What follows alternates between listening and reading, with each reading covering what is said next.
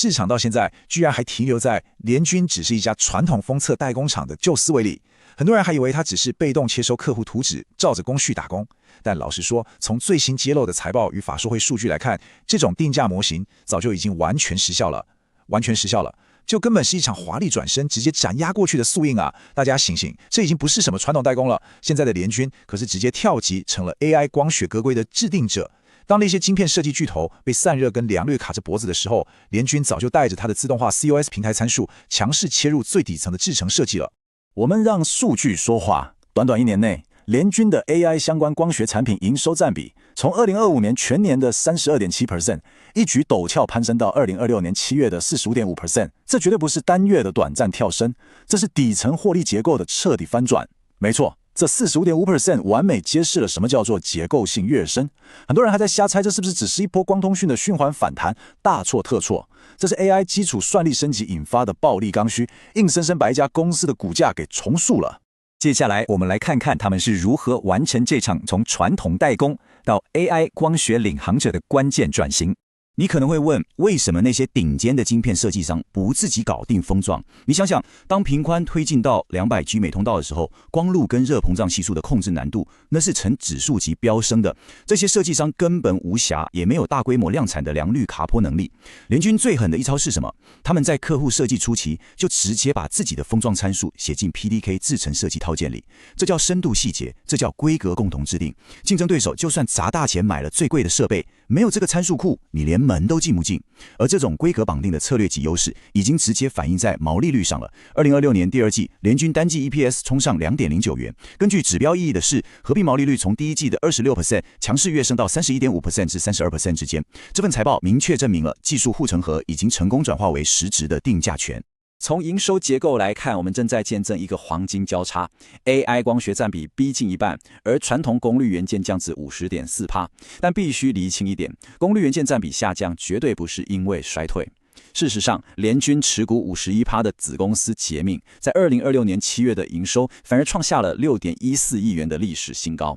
这就是联军现在最性感的双引擎结构啊，你懂吗？一家拥有极高毛利的 AI 光学封装公司，顺便还拥有一块极度稳定的功率元件现金流，这简直是教科书等级的完美配置。接着，我们进一步拆解地缘政治红利以及集团隐藏的真实价值。你摊开全球前10大光模组厂名单看看，有7家是中国的。确实，他们便宜又有规模，但在现在这个时局，北美的云端大厂像是 Meta、Google， 谁敢把资料中心最核心的光学通道交给有资安疑虑的厂商？联军真的极度聪明，他们战略性放弃中国的低阶市场，全产能100%跟留台湾，完美符合 TAA 贸易协定。这等于是直接为北美超大型资料中心开通了一条零审查疑虑的直通绿色通道。没错，这种地缘红利再配合旗下持股约 52.77% 的子公司元杰科技所掌握的整条光路专利，构建了极强的排他性优势。这已经不再是单纯的技术竞争，而是一场针对供应链信任度的降维打击。在评估这座护城河的价值时，投资人必须破除合并报表上的非控制权益迷思。2026年第二季合并净利是 5.01 亿，但归属母公司仅有 3.05 亿，这将近2亿元的落差，常常被外界误解为利润被子公司吃掉了。但透过总和资本估值法来看，捷敏提供了12到15倍本益比的防御底盘，而元杰科技在新贵市场更享有40倍以上的高成长本益比。这2亿元的利润分流，本质上是替联军在子公司权益里沉淀了庞大的净资产增值。说白了，传统会计报表根本掩盖了母公司的真实实力，这就是要把隐藏在报表里的小金鸡价值彻底解放出来，千万不要被会计幻觉给吓跑了。那么支撑这些高估值的底层技术到底是什么？我们来看看 99% 封装良率背后的物理极限。现在业界平均的封装良率大概是 90%， 但联军硬是做到了 99%。你可能觉得这 9% 听起来没什么，错了。现在的雷射晶片早就从70 mW 的低功率牙签进化成300 mW 到400 mW 的高功率长筷子了。只要封装时产生一丁点微小的气泡，热量散不出去，这根超级昂贵的晶片瞬间就会烧毁。联军克服了这个热均匀度的地狱级难题，直接变成全球大厂绝对绕不过的良率收费站。也就是这 99% 的神级良率，让联军本体 COSA 业务的毛利率能够稳稳维持在大于 35% 的水准。这不仅仅是技术领先，更是一项极度稀缺的制造资产。这就带出了下一个核弹级的催化剂 1.6T 时代的外部光源。在未来的 C 光子架构里，为了不让雷射被强大的运算晶片给烤死，必须把光源移到外面。重点来了，单单一个系统架构，居然就需要高达18颗的外部光源，这可是整整18倍的体积乘数效应啊！未来的产能需求绝对会迎来史诗级的爆发。虽然爆发力可期，但我们必须把时间轴拉回现实。管理层已经明确表示，外部光源虽然在 1.6T 系统中不可或缺，且目前已进入工程试产阶段，但这部分要产生实质的大规模营收贡献，必须等到2027年客户端系统量产。在此之前，市场的狂热期待与实质营收之间是存在时间差的。听完联军如何从传统封测厂跃升为 99% 良率的 AI 光学规格制定者，接下来我们要直面最关键的考验：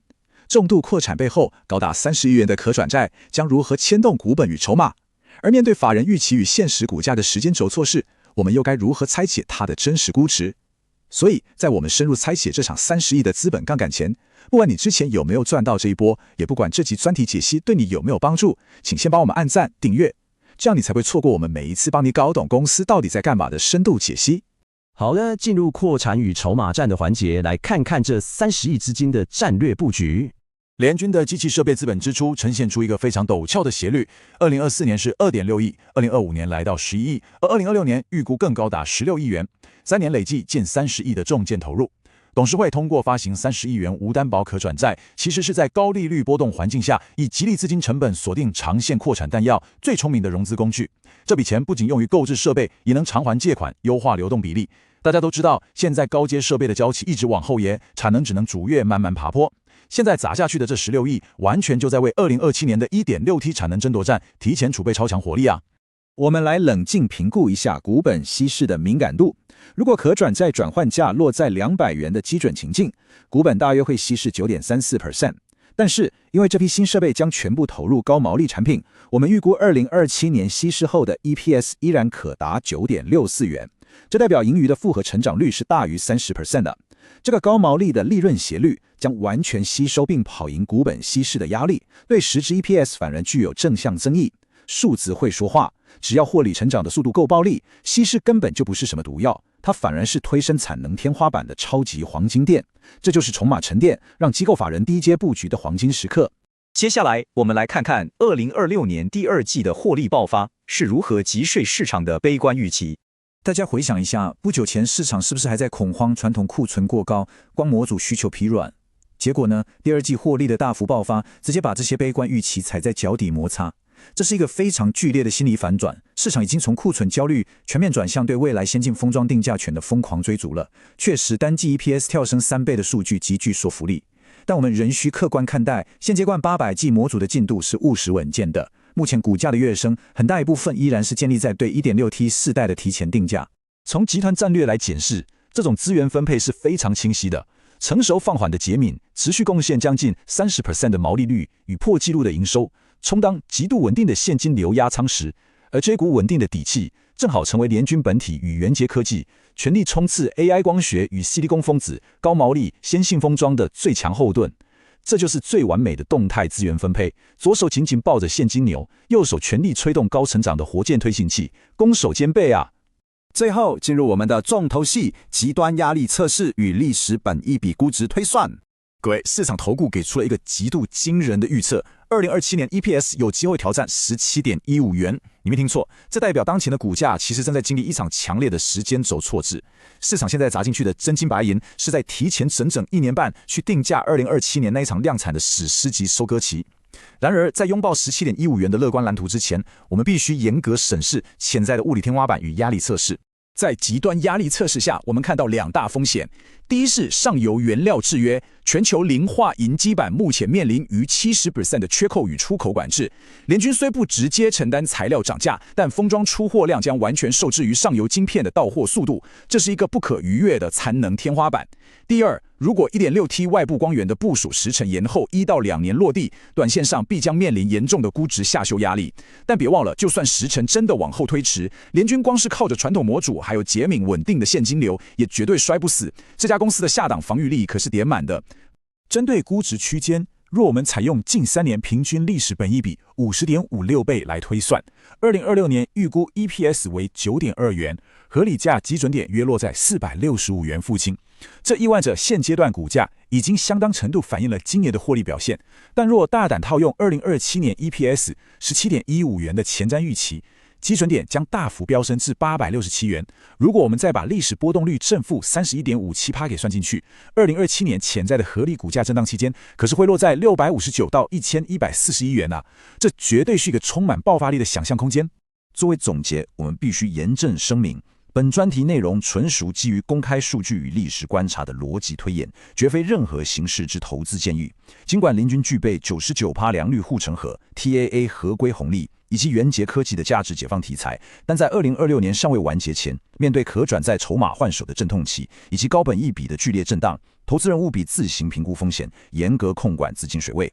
说到底啊，这早就不是什么路线之争了，这是一场与物理极限赛跑的硬仗。我们就问一个问题：18个月后，当全球光通讯狠狠撞上那道 409.6T 的极限高墙时，联军手里那张写着 99% 封装良率的底牌，会不会成为全世界唯一能放行的黄金通行证？就让我们拭目以待。